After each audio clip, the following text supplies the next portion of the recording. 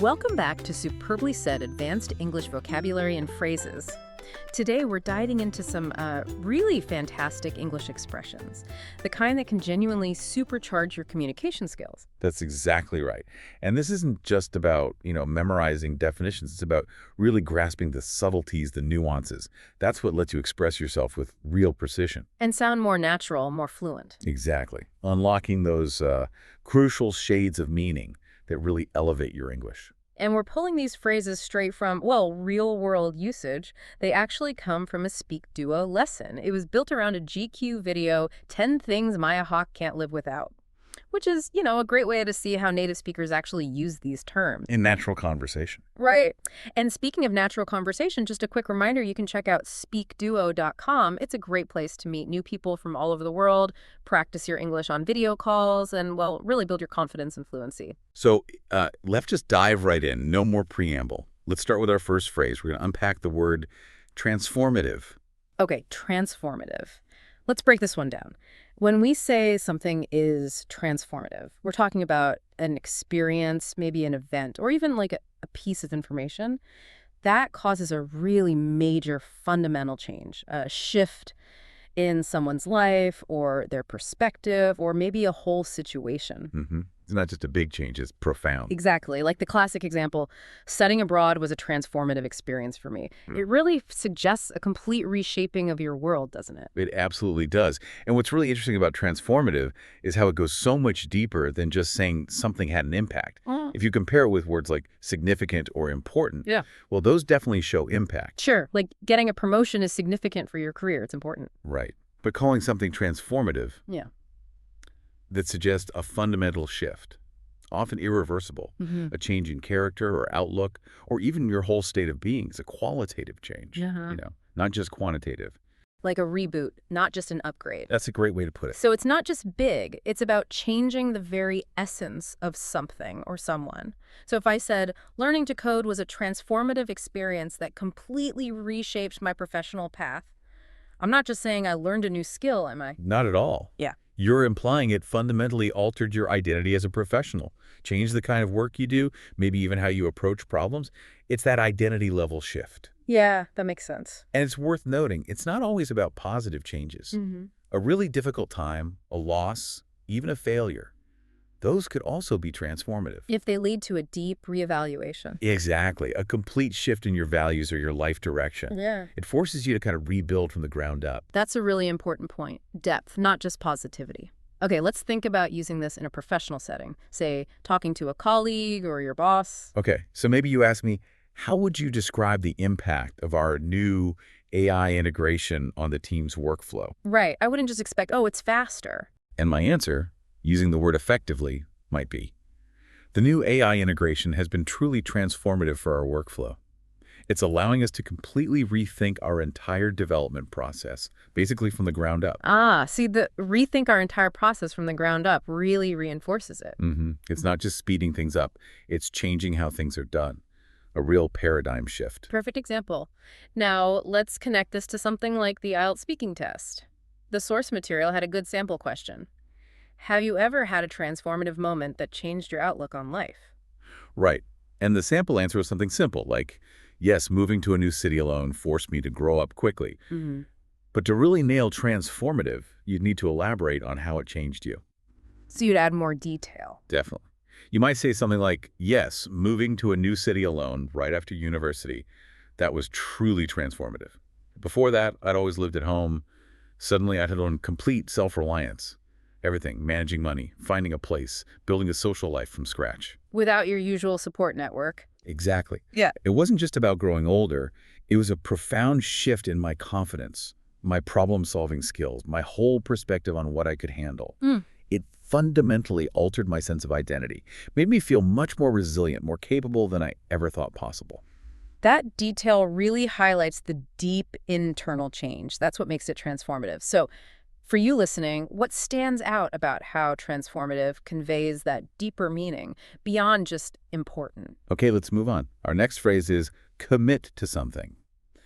This essentially means dedicating yourself seriously to something, a habit, a choice, a way of being. Like the example, I finally committed to waking up early every day. Sounds simple, but committed carries weight. It really does. And if you compare commit to something with, say, try to do something or intend to do something, oh, the difference is huge. Trying implies an attempt, right?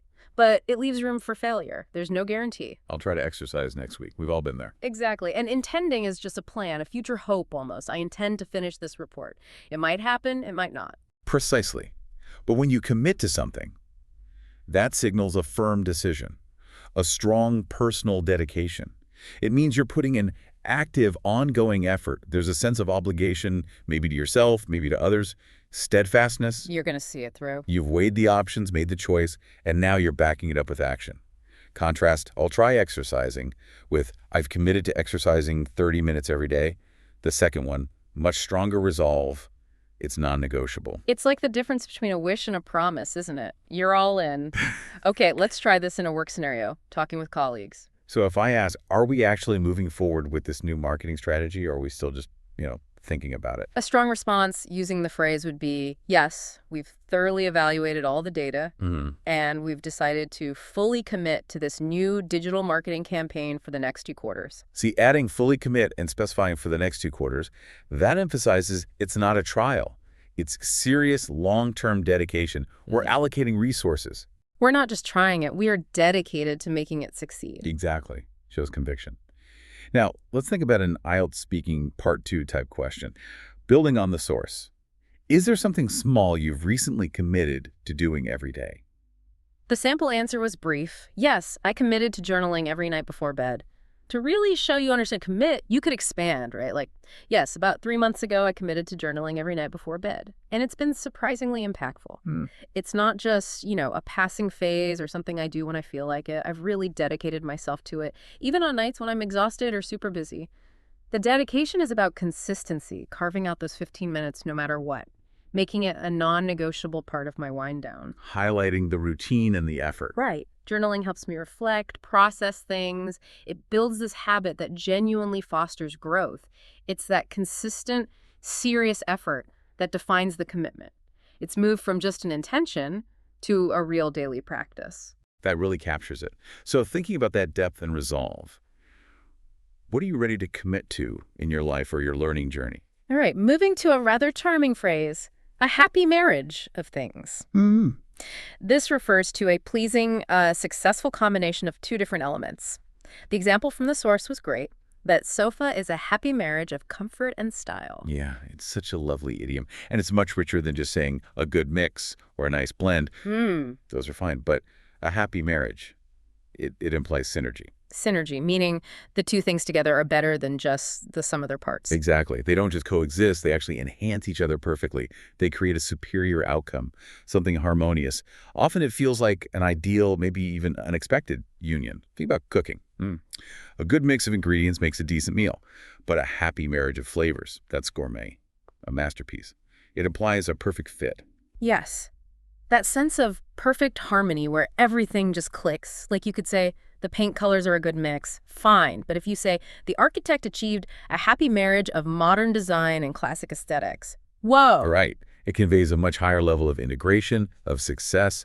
It suggests elements that might seem different, maybe even opposite, coming together beautifully. Yeah. Elevating the whole thing. It feels elegant. That really captures the nuance. It speaks to clever design and successful execution. Okay, work scenario. Imagine I'm the boss. Okay. And I ask, how can we make our new software more user-friendly, but without losing all those powerful features? It seems like a conflict, right? It definitely does. A classic design challenge. And that's where this phrase shines, I might propose.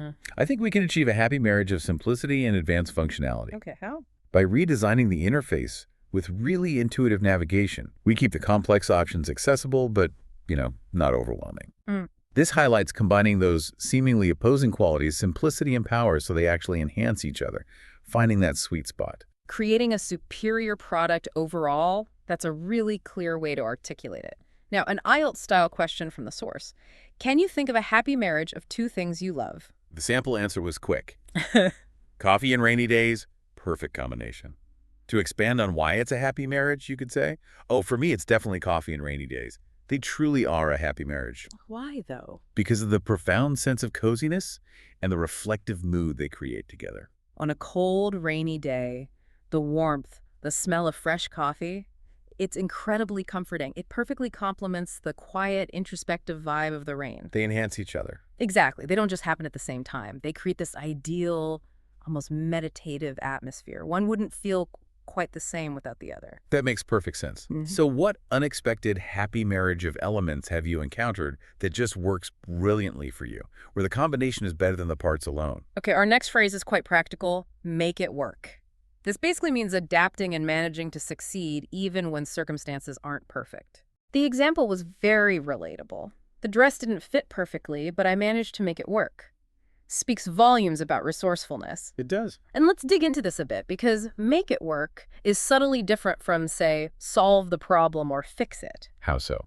Well, when you solve or fix something, you usually mean you achieved the ideal solution. You made the imperfection disappear completely. You remove the obstacle. Right. But make it work.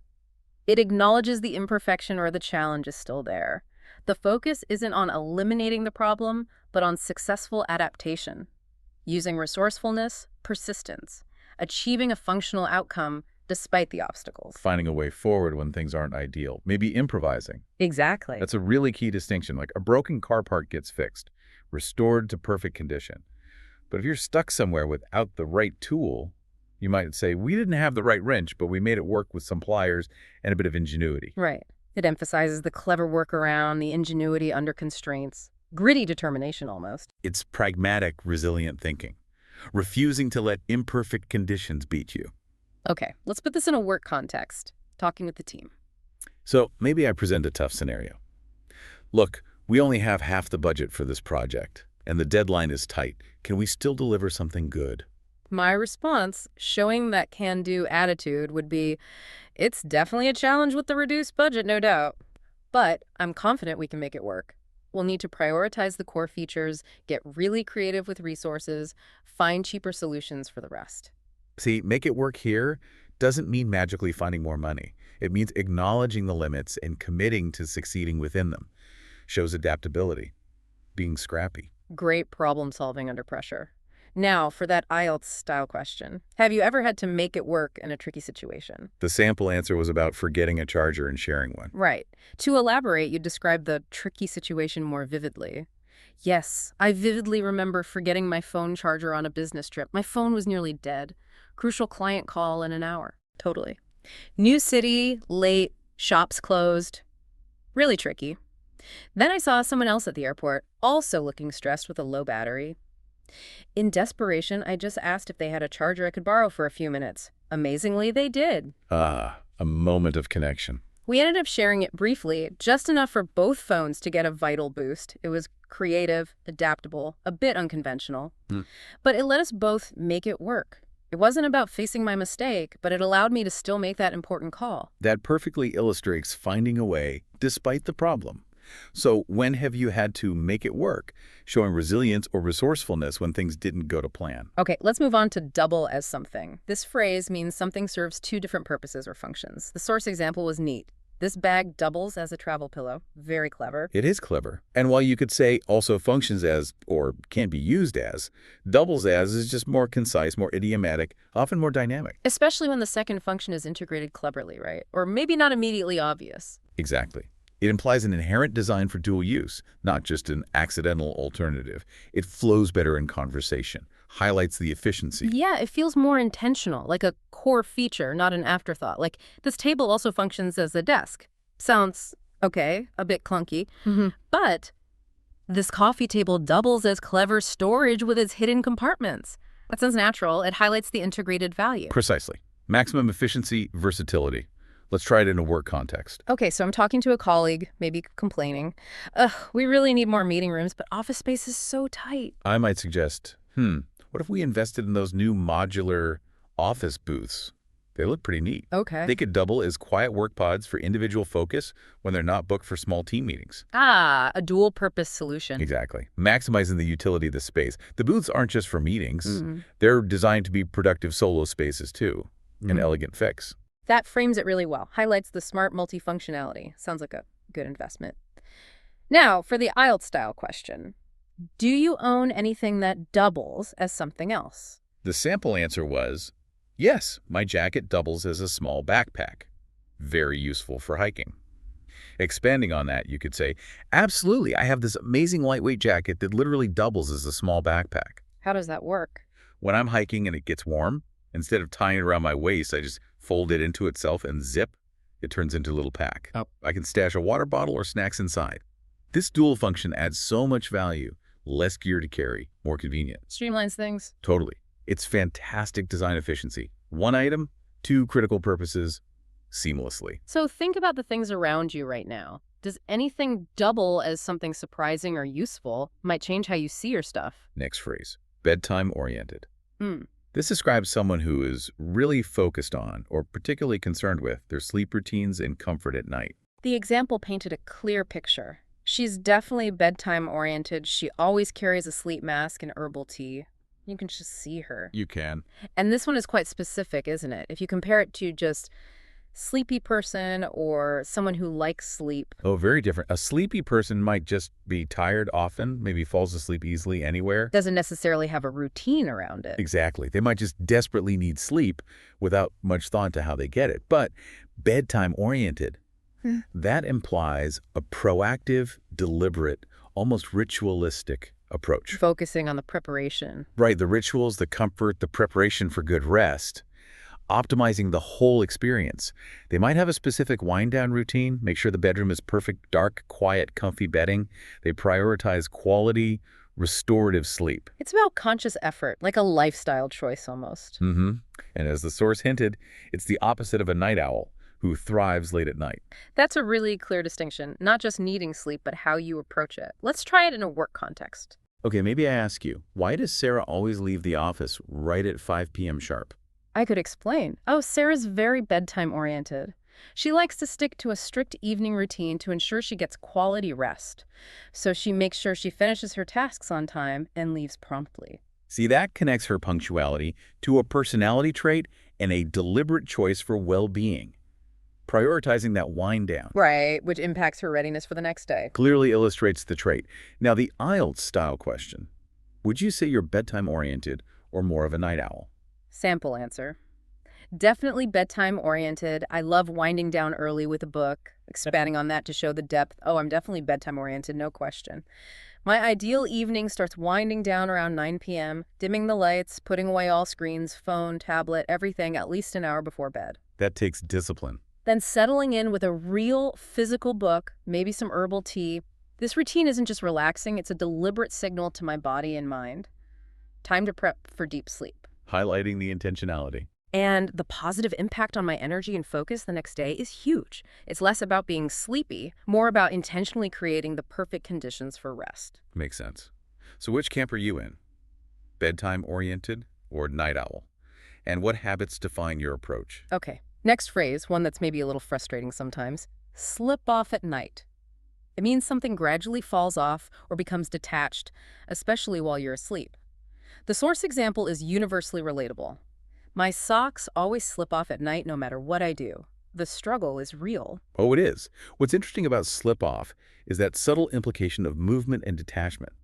Compared to fall off or come loose, fall off can be more abrupt. A button might fall off or a picture falls off the wall. Right, more sudden. And come loose suggests a general loosening, like a knot coming loose. But slip off, that specifically implies a smooth, often unnoticed, passive detachment due to movement, lack of friction. Especially when you're asleep and totally unaware. Exactly. Something sliding away naturally. There's a quiet, almost inevitable quality to it. Yeah, that stealthy departure. You wake up with a cold foot where a sock used to be. A blanket doesn't really fall off, it slips off as you move, right? It's that subtle passive movement. Precisely. It adds that layer of unexpectedness. Let's try it informally, maybe chatting with colleagues. Okay, say I complain. My headset keeps falling off during video calls. I might respond, is it possible it's actually slipping off because of how you move your head when you talk? Maybe try adjusting the band so it fits more snugly, so it doesn't just gradually detach while you're focused on the call. Using slipping off suggests that gradual movement, which leads to the tighter fit solution, addressing the cause. Exactly. Great application. Now, the IELTS style question. Has anything ever slipped off at night while you were asleep? Sample answer. Yeah. Yes, my hair tie always disappears by morning. Expanding on that. Oh, absolutely. My hair tie always disappears by morning. I put it in securely, but somehow overnight it just slips off. Where does it go? I often find it on the floor, or maybe loft under the covers. I guess it's just from tossing and turning. Plus, maybe the smooth pillowcase doesn't provide much friction. It's that common little frustration how small things just silently detach while you're asleep. So true. What small, frustrating thing tends to slip off or vanish in your life, leaving you scratching your head? Okay, let's look at tighten properly. This means adjusting something securely, often for comfort, safety, or function. The example was, you should tighten the straps properly before lifting that bag. And the key word here, as you pointed out, is properly. It is, because you could just say make tight or fasten securely. But tighten properly adds that crucial element of correctness, adequacy for a specific purpose. Right, it's not just about applying force, it's about making it tight enough or in the right way to ensure it works as intended. Safety, comfort, function. It implies a standard, a best practice. Like, you can make a knot tight, but you must tighten the lug nuts properly on a car wheel, meaning to the exact specification for safety. Exactly. Adherence to a necessary standard, properly, carrying all that weight of correct application. Let's think about work. Maybe discussing a critical task. So if I ask, before we deploy this new software update, what's on the final checklist? I'd emphasize, beyond the usual functional tests, we absolutely need to ensure all security protocols are tightened properly. Meaning? We can't afford any vulnerabilities, so every setting, every configuration must be meticulously checked and adjusted for maximum unbreachable security. So it's a conceptual tightening. Yes, making sure digital defenses are adjusted to the highest, most effective standard against threats. Not just tight, but properly secure. Fantastic application beyond physical things. Highlights the precision needed. Now the IELTS-style question. What's something you always make sure to tighten properly? Simple answer. My hiking boots. I hate blisters. Expanding on why properly matters. Oh, I always make sure to tighten my hiking boots properly before a hike. It's crucial. Too loose. Feet slide. I love blifters. Too tight. Cuts off circulation, causes numbness. Awful. Finding the balance. So tightening properly means lacing them securely from the bottom up, snug around the ankle for support, but still leaving room for my toes to wiggle. This precise process is key for comfort and preventing injury on uneven ground. It's finding that perfect functional tightness the right way for the right outcome. That's what properly implies. Makes perfect sense. Beyond objects, what processes or routines in your life do you ensure are tightened properly so they function reliably? Okay, last phrase before our quiz. Aspirational goal. This is a goal you really hope to achieve, even if, well, it doesn't seem realistic right now. The example, running a marathon is an aspirational goal for me. Yeah, and what's really interesting here is how aspirational goal stands apart from, say, a big dream or a long-term goal. A big dream can feel huge, maybe even vague or unattainable, right? I dream of flying. A long-term goal implies a timeline. Saving for retirement, for example, takes time, consistent effort. But aspirational goal, that specifically implies the goal is inspiring, yes, but also it's currently beyond your immediate reach. It's something you aspire to, something that requires significant effort, learning, maybe profound personal growth to even get close to. Pushing your boundaries. Exactly. Reaching for something higher, knowing you might need new skills, a new mindset, maybe even a transformation to achieve it. It pulls you forward, even if the path is daunting.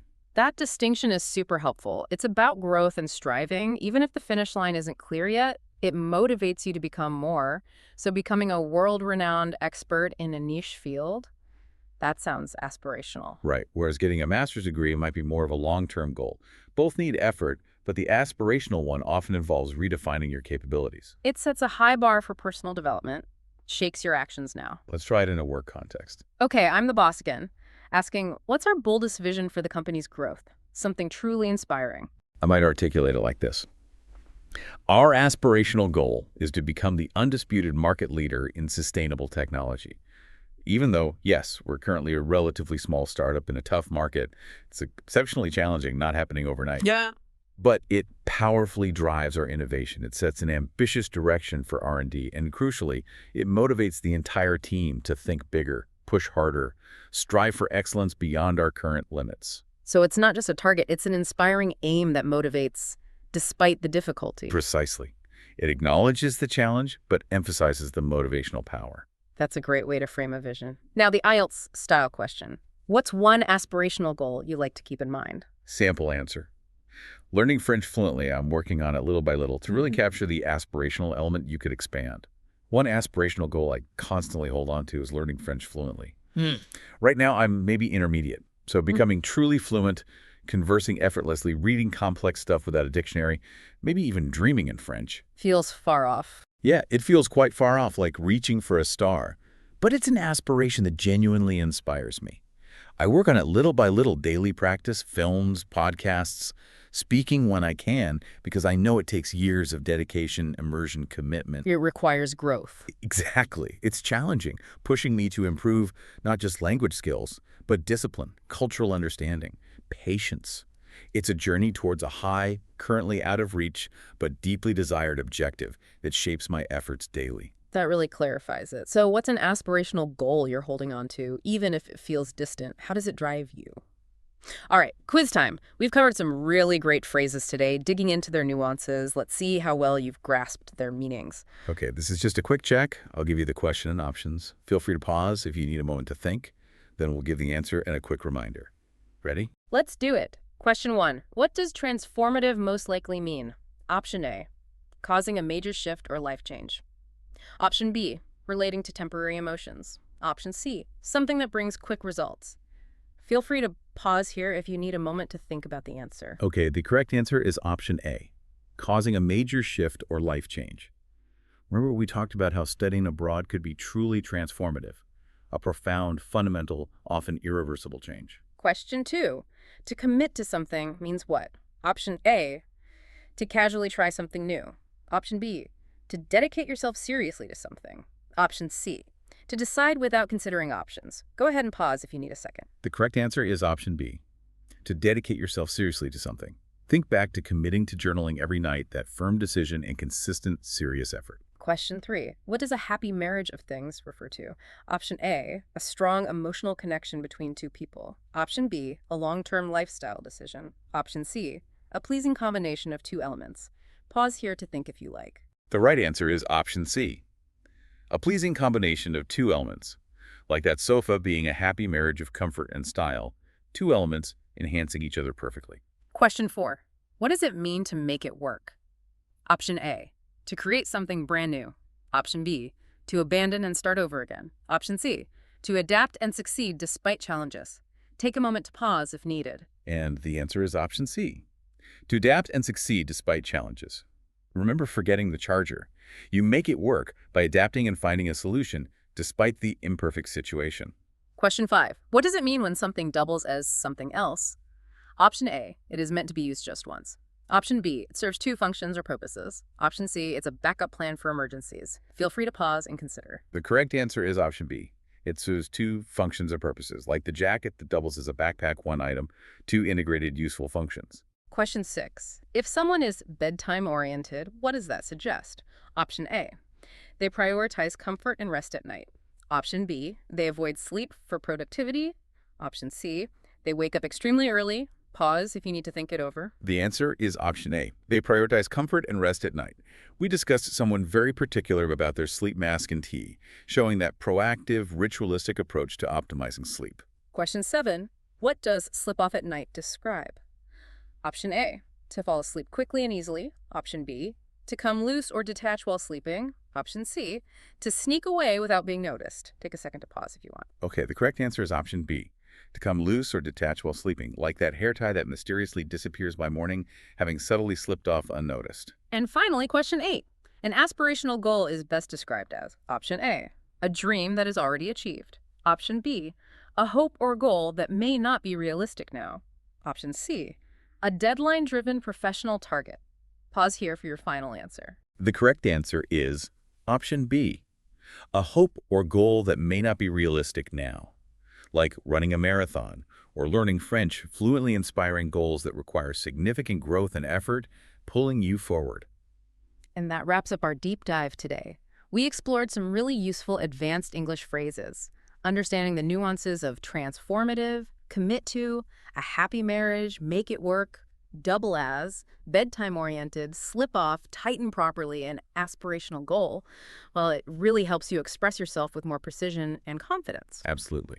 And the real key is moving beyond just understanding them. It's about actively integrating them into your own vocabulary. Continued practice, exploring them in real-world contexts like that Maya Hawke video, that's how they stick. Authentic materials show you how native speakers use them naturally. And a fantastic way to practice actively is by actually speaking. This deep dive, as we mentioned, came from a SpeakDuo lesson, so I really encourage you to visit speakduo.com, book your next Connect and Practice session. It's such a great chance to meet people from all over, practice your English on video calls, and just become more confident and fluent in a really fun, supportive way. And here's a final thought to mull over. Think about how even a small shift in your vocabulary, like truly mastering just one of these nuanced phrases, how that alone could have a genuinely transformative impact on your confidence, your communication, and how well you connect with others. Thank you so much for joining us for this. If you enjoyed learning today, please do consider leaving a 5-star review. It really helps us reach more learners like you. We'll catch you on the next one.